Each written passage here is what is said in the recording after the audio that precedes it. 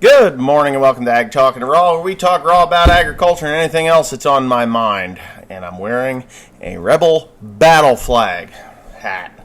Alright, so I posted this on my Instagram and got a bunch of people all fucked up about it, which it was fine by me. I really don't give a rat's ass. I am not from the South. I am from the North. But this was a gift from a nameless Southern boy who came to visit me, and he said, hey, you know what? I think you're going to look good in that hat. So here I am. Yeah. So, anyways, it's not really a super comfortable hat, but it is a hat, and I'm going to wear it anyway. Do I wear it proudly? Not really. You know, the only reason that I think it's cool is because it is a piece of American history. Yes, American history. America. It doesn't matter if it's a Stars and Bars or the, whatever the hell this is. I guess this is Stars and Bars. The Stars and Stripes or the Stars and Bars. It is still America, whether it's the Confederate States of America or the United States of America. And the reasons that this hat is so offensive is just ludicrous. It is ludicrous. I don't wear this hat because I support slavery or the suppression of anybody in this world. I just don't. I wear this hat because it was a gift. That's all. It's a gift. And I just love American history. So, yeah, this is probably going to get banned from YouTube or flagged or demonetized because I'm wearing a hat that has a pattern on it that resembles something that happened over 150 years ago. It was called the Civil War. There's nothing civil about war, by the way. Just nothing civil about it. But it was at a time in American history that the left, yes, I have to say the left, liberals and the left, they only focus on a very small portion of the reason for the Civil War and why the Civil War was fought. And that is slavery. Yes, the Emancipation Proclamation definitely was the final nail in the coffin for the southern states to succeed from the northern states, but it wasn't the sole reason. It wasn't the sole reason. There were no sole reasons, but the very large reason was government overreach, which happens today. And as a matter of fact, if you go down to the southern states of America, United States of America, you are a little bit more freer than you are in the northern states, like you're free to carry a firearm. Yeah, free to carry a firearm. A loaded one for that matter. If you come to New Jersey, and this is a public service announcement, if you come to New Jersey and you are from a state that allows you to carry a firearm, a loaded firearm, and you cross that border into communist New Jersey, you will be arrested if you're pulled over. I suggest if you're pulled over and a state police officer asks you if you have a firearm in the car, you say no, sir, I do not, because you know what? You don't want to give them the right to search your car. Yes, that will give them the right to search your car, find the loaded firearm, and then put your ass in jail for up to 10 years, ladies and gentlemen. Yes, 10 years. You go down to North Carolina, South Carolina, anywheres in the Carolinas, anywheres in Virginia, West Virginia, it doesn't matter. Down there, you can get a permit to carry a firearm. And even in Florida, which, as we know, that Trayvon Martin thing happened because there was a guy carrying a firearm. Whether Trayvon Martin was a little wise-ass kid or whatnot, whatever, he got shot and killed by a legal firearm-wielding individual. That was my father calling, so I'm going to have to answer that. But anyway, so you move up to the northern states, with the exception of Pennsylvania, because Pennsylvania you can get a right to carry, a permit to carry. A little more difficult than the southern states. But New Jersey, it is 10 years in jail. Do not bring your gun here. If you bring your gun here, lock it away in a spot where you will not have any access to it. Do not have it loaded. Nothing in the pipe.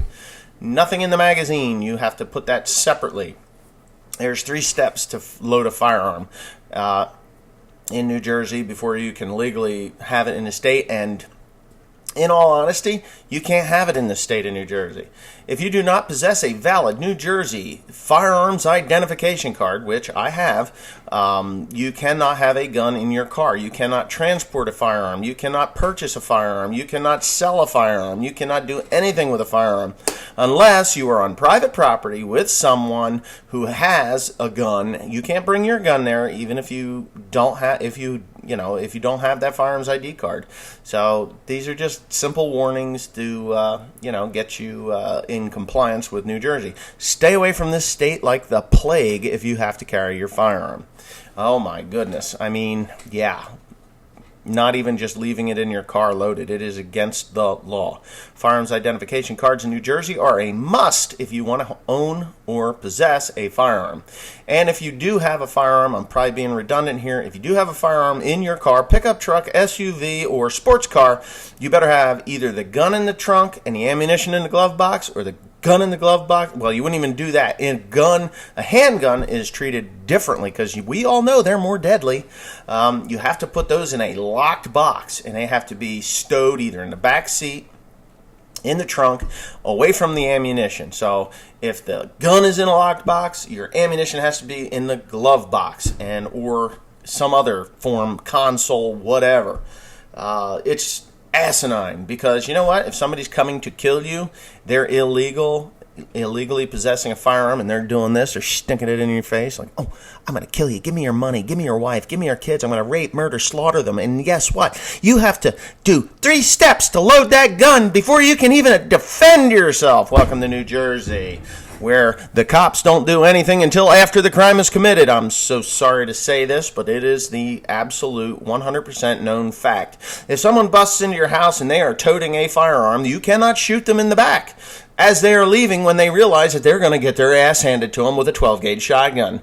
You actually have to blow their fucking head clear off as they are facing you. If they turn to run and you shoot them in the back, they are leaving. Therefore, it is the police department's responsibility to go pick them up, which they never get there on time, because guess what? They're all from out of the area. They have no idea where they're at. They come from Vineland to come up to Kingwood Township to be in that barracks up there, and it's a shame I have to say this, and they don't know where the fuck they are. At the end of the driveway, there is supposed to be a number, a mailbox number. Well, guess what? They don't even know where in the hell to look for that. I'm sorry. I hate to be down on the police here, but if they were here in the township, raised or, within this area, maybe they'd have an idea where Route 12 is, even though that's where the cop shop is. But that's just me talking out my ass. So if you're going to get raped, murdered, mugged by an illegal person, whether it be illegal alien, legal U.S. citizen with a firearm that wants to do you harm, you have to do the 3-step program. Oh, here's another one. If you have a loaded firearm within your house and you have a child under the age of 16, guess what? If they find out, they can come and take your guns. Yes. If little Johnny goes to school or little Jenny goes to school and says, my daddy has a gun in his drawer and it has bullets in it, guess what? They can call the authorities, and then the authorities can come into your home because you are breaking a firearms safety law where there's children. I always thought that if you taught your kids how to handle a firearm and not to touch the goddamn thing unless they were being supervised by an adult, then things should be okay. But in today's day and age, when we have all these funky video games where we can go out and shoot our friends, airsoft and paintball guns, which I think the paintball guns are on their way out, but airsoft and all this stuff where we get realistic guns and we shoot our friends and neighbors. But it's okay because they're just toys. Well, when a kid picks up an actual 12-gauge shotgun and thinks that he can go out and blast his friends with it, and they're just going to respawn or get up after they, go off to the timeout zone, that's the society we live in today. So after William was born, I actually have to unload my firearm. This is not loaded. I actually have to do the 3 steps here. I have to go find my ammunition. And don't think this is a little gun. You really don't want to get hit with that little thing. But anyway, yeah, so there it is. So I wear my rebel flag, even though I'm not from the South, my rebel battle flag, and I explain some of the things, how the North and the South are vastly different in their views on firearms. So, yeah, it's kind of silly. But whatever. Welcome to America in today's day and age. It's kind of pathetic. Anyways, I didn't talk about anything agriculture today, but I hope you enjoyed this video. If you didn't, I'm sorry. If you did, congratulations. Well, actually, no, I'm not sorry. If you didn't enjoy this video and you've watched it this far, you got something out of it. You got the education that if you come to New Jersey and you've got a gun in your car, you are breaking the law. Doesn't matter if it's loaded, unloaded, or anything else for that matter. It is illegal to carry a gun cross state lines without a valid New Jersey firearms identification card.